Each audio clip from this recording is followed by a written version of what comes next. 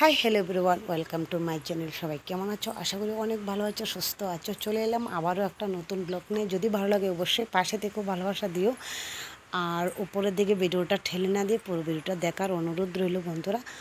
তো ফ্রেন্ডস, সেদিন গতকালকে ভিডিও, তো কালকে গিয়েছিলাম আমার পাপা সোনাকে আনতে, বেরিয়েছিলাম সাজগোজ করে। এই যে দেখো, তো বাইক দিয়ে দুজনে মিলে বেরিয়ে পড়েছি। তো ওর পিসুমণি এসেছিলো, তো আমার পাপা সোনা পিসুমণির সঙ্গে পিসুমণির বাড়িতে গিয়েছিল। তো পিসুমণির বাড়িতে 4-5 দিন হয়ে গেল। তো আমার আর ভালো লাগছিলাম পাপা সোনাকে ছেড়ে থাকতে।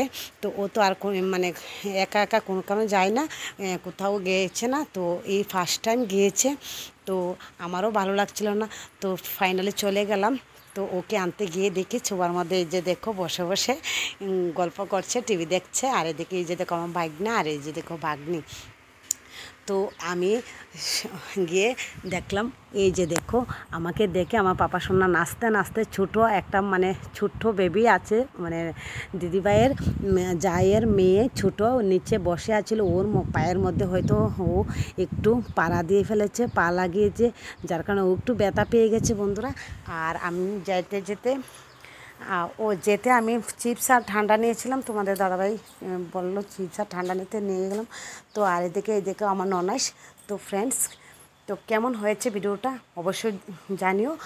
আর গিয়ে এত প্রচণ্ড গরম ছিল, যার কারণে ড্রেস হাত মুখ ধুয়ে, আমার ননাস দিদি বললো যে হাত মুখ ধুয়ে চেঞ্জ করো, তারপর একটু ম্যাগি খাও।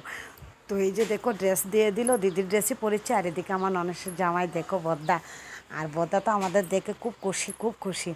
তো আমি হাসাহাসি করছিলাম যে বদ্দা তোমাকে নিয়ে আবার ভিডিও করব, কিন্তু বলছে আমার সময় নেই, সময় যদি থাকতো তাহলে করতাম। তো ফ্রেন্ডস, এই যে দেখো ম্যাগি দিয়ে দিল দিদি, আর এদিকে আমরা সবাই মিলে এই যে দেখো খাচ্ছিলাম। তো পুরো ব্লগটা দেখতে থাকো বন্ধুরা। তোমরা আমার ব্লগ দেখবে, আমি তোমার ব্লগ দেখব, একজন একজনের পাশে থাকবে, ভালোবাসা দেবে, এটাই তো নিয়ম। তো ফেসবুকে কাজ করতে গেলে সবাই হাত ধরে ভালোবাসা দেও, তাহলে তো তোমাকে ভালোবাসা দেব, আমাকে তুমি ভালোবাসা দেবে। তো ফ্রেন্ডস, পুরো ভিডিওটা দেখো, ভালোবাসা দিও, আর ভালো লাগলে অবশ্যই পাশে থেকো।